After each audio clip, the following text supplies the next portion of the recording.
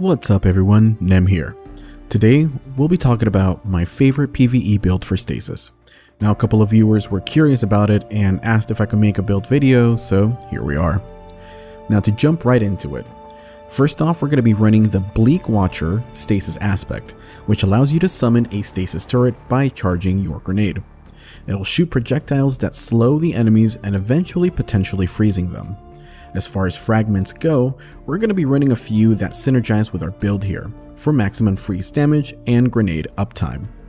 Now first off we have Whisper of Bonds, which nets you bonus super energy when defeating a frozen target.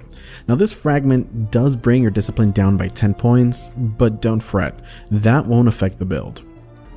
Next up, Whisper of Fissures to increase the damage and AoE when you destroy a frozen target or a stasis crystal. Following that, we have Whisper of Torment, which gives you grenade energy each time you take damage from targets. Now this is super passive, but we're going to take any region we can get.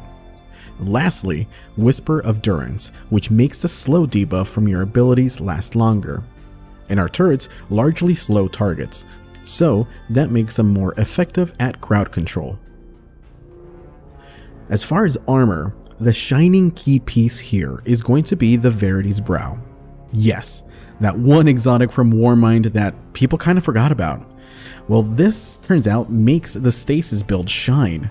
The perk, the fourth magic, reads, Energy weapon kills grant death throws, which provides to the damage of your grenades and grants you grenade energy. Now one thing to note here, this works with any subclass, so if you want to have grenades for days on Stormcaller or Voidwalker, this build will in fact work as well, but for the purposes of this video, we are focusing on the ad control that Stasis has.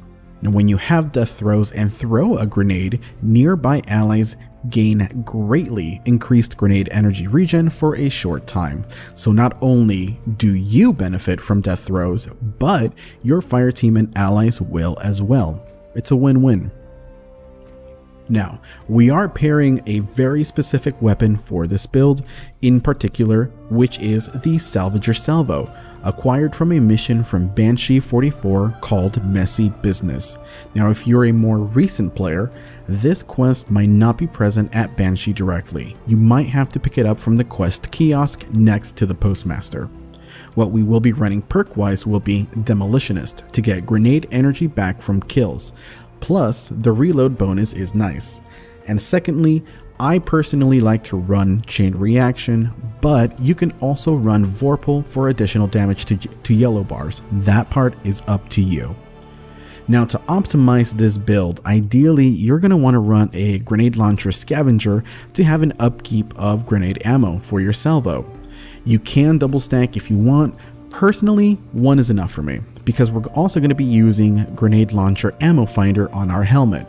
Again, just to have that salvo ammo as often as possible to keep death throws active as much as possible.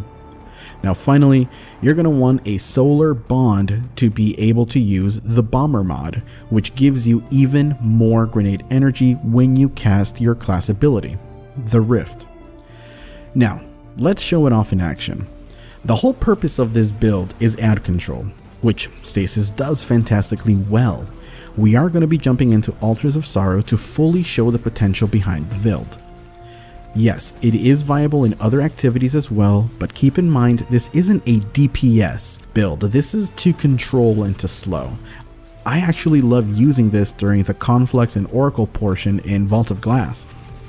The entire loop of the build will consist of summoning your turret and start getting kills with the enemies it slows with your Salvager Salvo, and watch as your grenade energy fills back up in a matter of seconds, allowing you to summon a second turret. And if there's enough enemy density with a proper loop, you could potentially even get to 3 turrets going at the same time. Now that one is a little harder to do since most activities in D2 don't really have that much enemy density, but honestly 2 turrets will be plenty. You can of course use this in Strikes or even Gambit to control some of the pesky ads. Just be aware that it won't be as ludicrous as you will see here, because even in Gambit you're competing against your teams to get kills. So yeah. But there you have it. There's my favorite Stasis PvE build. I'll leave some of the gameplay running here for a few minutes so you can see the insane regen and ad control it supports. But thank you so much for watching, and we'll see you next time.